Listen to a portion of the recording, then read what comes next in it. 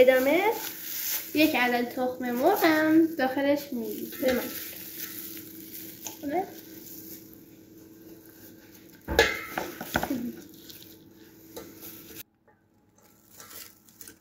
این تخم مرغمون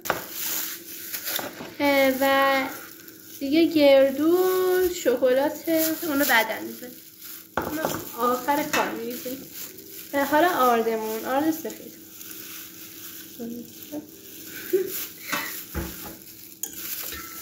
خب حالا بهتون نشون میدم. خب بچه ها کارمون رو انجام دادیم، یعنی همون کارهایی که میخواست انجام بدیم و انجام دادیم. خب و حالا باید